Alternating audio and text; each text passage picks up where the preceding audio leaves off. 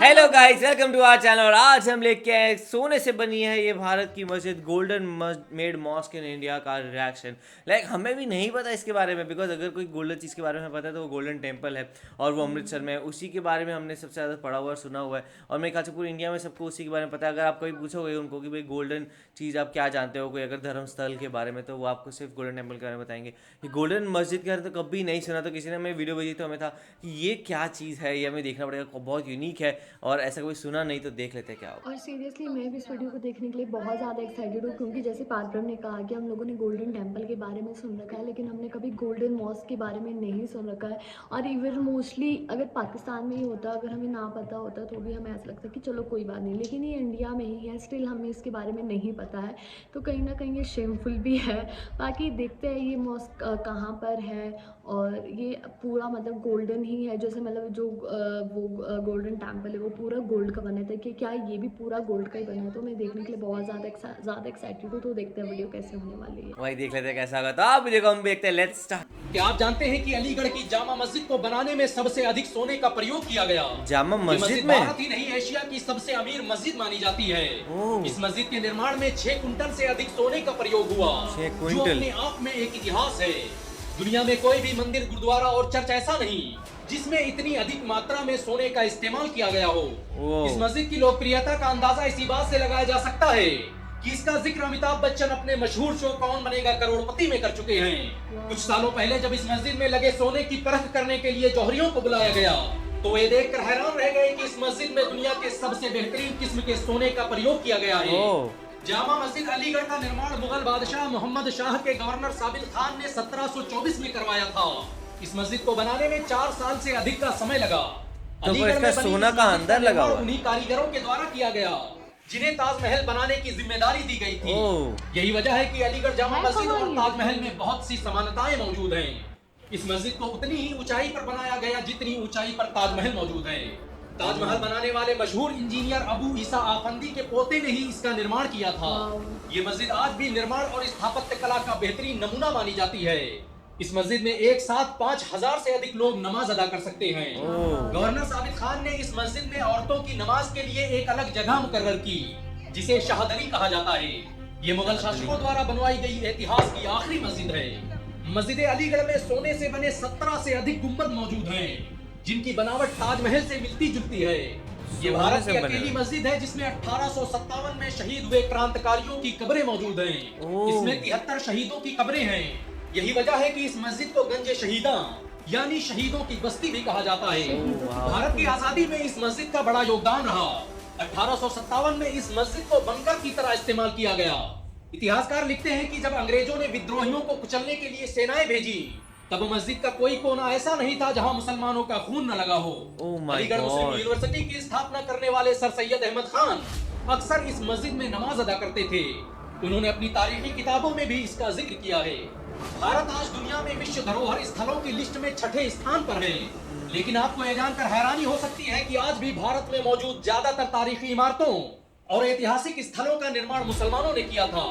जब इस मस्जिद का निर्माण हुआ तब मुगल बादशाह औरंगजेब को इंतकाल हुए मात्र 17 साल का वक्त गुजरा था और मुगल सल्तनत अफगानिस्तान से लेकर श्रीलंका की सरहदों को छू रही थी।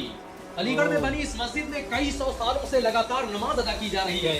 इतनी अधिक मात्रा में सोना इस्तेमाल होने के बावजूद भी इस मस्जिद में आज भी कोई खास सिक्योरिटी नहीं है। 290 साल पहले बनी इस मस्जिद में आज मुसलमानों की 8वीं पीढ़ी नमाज अदा कर रही है। अलीगढ़ मस्जिद की दीवारों और गुंबदों के अंदरूनी हिस्से पर सोने के जरिए कुरान की आयतों की नक्काशी की गई है। अंदर की 17 गुंबद और 3 मीनारों पर आधारित ये मस्जिद आज भी मुसलमानों की गौरव गाथा सुना रही है। भारत या भारत से बाहर सोने से बनी ज्यादातर इमारतों में सोने की परत चढ़ाई गई है। पंजाब में बने स्वर्ण मंदिर और हुमायूं के मकबरे में भी यही तरीका इस्तेमाल किया गया है। लेकिन अलीगढ़ मस्जिद के न सिर्फ 17 गुंबद शुद्ध सोने के हैं, बल्कि मस्जिद के गेट और चारों कोने पर छोटी छोटी मीनारें भी ठोस सोने की बनाई गई हैं। ये मस्जिद इतनी ऊंचाई पर है कि इसे अलीगढ़ के किसी भी कोने से देखा जा सकता है। जामा मस्जिद अलीगढ़ की खूबसूरती का अंदाजा इसी बात से लगाया जा सकता है कि इसके बारे में फारसी के मशहूर कवि मकारम ने कहा था कि ये मुसलमानों का दूसरा किबला है।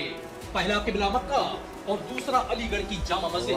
उसका कहा यह तारीखी जुमला आज भी मस्जिद की दीवारों पर नक्श है।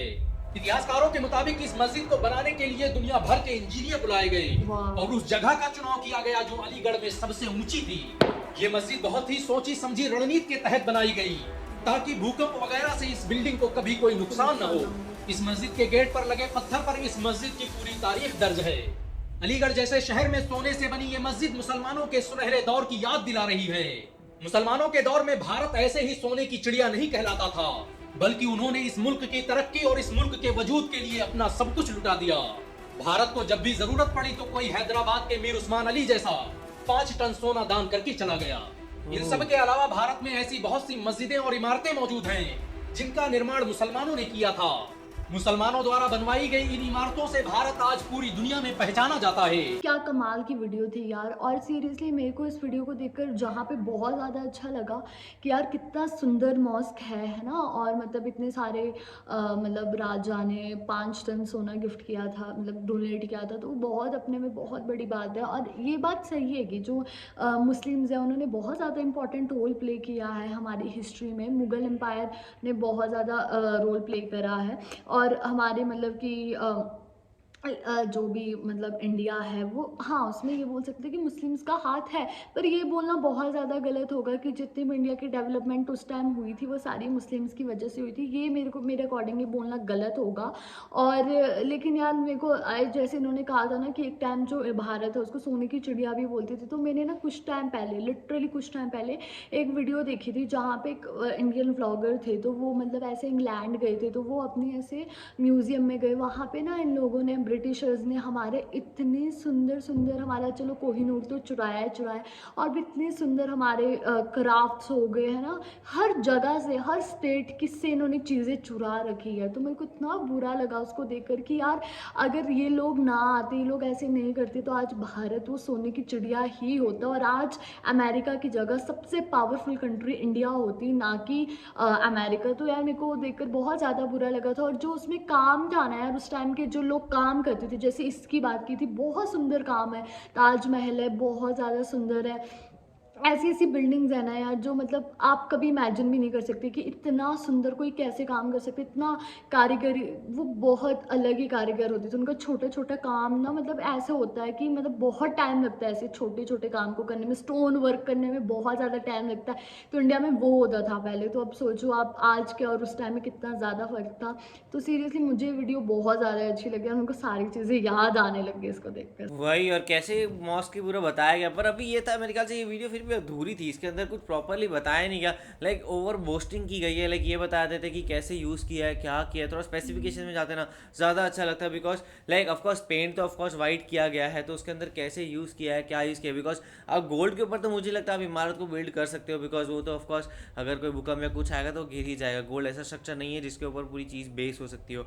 अब जो ये है उसको कैसे सीमेंट में मिक्स किया है, या फिर उसको हमने उसको कहीं मान लो उसको बाहर भी मतलब कह सकते हैं एक परत की तरह यूज़ किया है, या फिर उसको कैसे यूज़ किया है वो चीज़ अगर बता देते तो उसमें ज़्यादा चीज़ें हमें समझ आती। बिकॉज और जैसे उन्होंने बताया गुंबद पूरे के पूरे उससे बनाए गए, तो लाइक क्या फुल गोल्ड से बनाए गए, तो फिर कभी कुछ आया या फिर मतलब बहुत तेज़ विंड आया कुछ आया तो उसमें वो इशू आ सकता है। बिकॉज गोल्ड इतना स्ट्रांग नहीं होता कि वो वहाँ पे हर एक चीज़ सहन कर सके। तो इसकी थोड़ी डिटेलिंग आती ना, या और कोई वीडियो ऐसी मिले तो हम जरूर देखना चाहेंगे। तो आप लोग को वीडियो कैसी लगे मुझे ज़रूर बताएगा। इसे लाइक करते जाइए, कमेंट करते जाइए, शेयर करते और जाइए। सब्सक्राइब करते जाइए। बाय।